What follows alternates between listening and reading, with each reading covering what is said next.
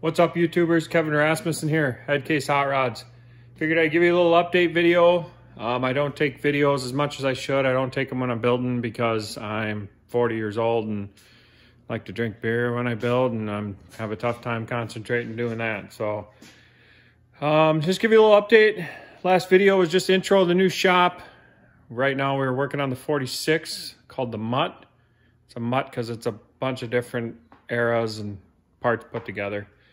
I'm just gonna spin the camera around here and show you guys what we got going on. There it is, the Mutt 46 cab, like a 35, 36 Chevy grill. We're putting late 40s, early 50s Chevy GMC box on it. Had to chop about 2 feet out of it or so. It's just under 5 foot now. And if you guys are on Facebook, Instagram, you'll know that the box that came off this thing was super short, maybe 2 foot. The tire was damn near touching the stacks on the exhaust there. So we extended the wheelbase. We're giving it some QA1 coilover shocks and some new 4-link, parallel 4-link, and it will get a new motor, obviously new box. It will get a new motor, and it's getting new wheels and tires. I'm not letting the cat out of the bag yet on what wheels and tires I'm ordering, but they will be taller, bigger, wider, more truck-ish. There's a sedan in the background, as always neglected. After this truck's done, gonna get going on that and need to get that done by September-ish. JJ's T in the background.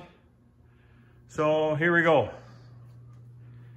Box was a 3/4 ton, 3600 Chevy, I don't know, 4753 box. Cut quite a bit off. We cut more than what's off here. These stanchions, or these stake pockets, will eventually go on the box. I got a crappy one mocked up on it now. So I got to drill these out, spot weld them on. I got some nice blue patina on them. That'll look pretty cool. Actually, the motor's sitting in the sedan right now. The actual motor, not none of the accessories, intake, headers, none of that stuff is going on it, but that motor is a 400 small block Chevy, 1971. It is going in this because I have a horrible knock going on. Tried to make it up to Frankensteiner's ball this fall, and didn't quite make it all the way there. Had to recover it with the trailer later. But still went to the show, brought my C10. My buddy was driving that behind me. Had a good time. Back to the rear end. What we got going on?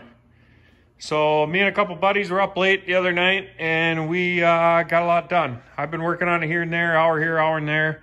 We the frame ended right in this area before. Had some goofy cross member in it. Cut it off.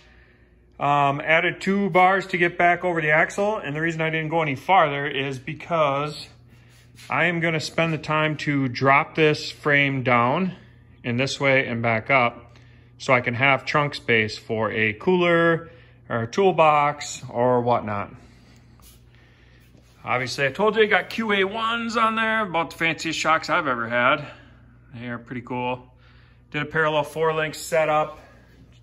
Pretty much, well, this is the exact same setup I did in the in my Model A sedan. Some of it's just tacked in right now. I'm gonna do the panhard bar next. Came out to the shop today. Was gonna work on it and get the panhard bar set up and the cross member for the shocks to mount to. And the shop was a complete disaster. So I spent 2-3 hours sweeping up metal and organizing and getting that old box out of here and just getting clean. I didn't clean my bench yet, but there's all the tools we've been using. I'm gonna keep the stacks. I chopped the, when I cut the box sides, I cut the stacks out, and they actually worked out very well as far as where they placed. I'm keeping the stacks. It kind of goes with that truck theme type of deal. The exhaust, I'm keeping the same exhaust up front. That expansion universal joint is something that would never leave my shop, but it was done when I bought the truck. It's cool, it's rat rod, it's staying. So for you, those of you who haven't seen the whole truck, I bought it at a saw blade visor, cut that off within the first 2 days. I bought this vintage visor off eBay, cut it to fit. And a good buddy of mine helped me with all that, riveted it in. That might be part of the reason why it's called the Mutt. Like I said, 35, 36-ish grill.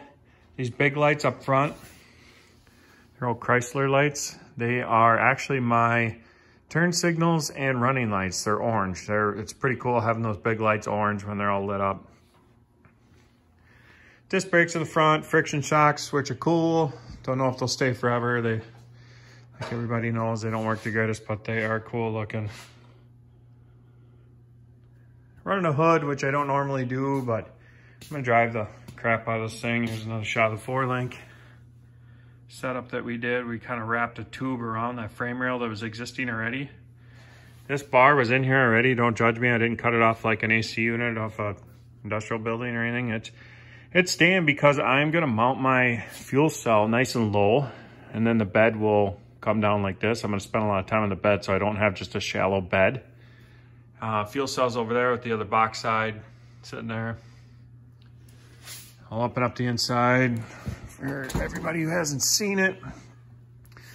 It's kind of cool. The whole interior is done in a, I don't know, feed bags, I think they are. Feed bags or flour bags. And they all have, and it's all like got foam behind it. It's all insulated.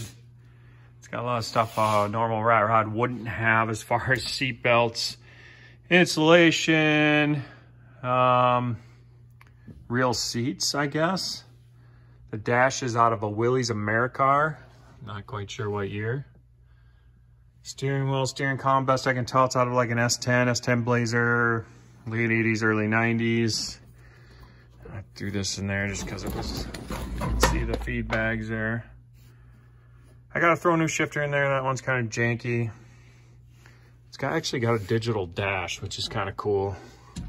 Like an old school digital dash. Oh, I unhooked the battery. It's kind of got the green, you know, numbers and stuff on it. It's kind of neat. I put the blankets on the seats. I still need to staple them in well or upholster them for real.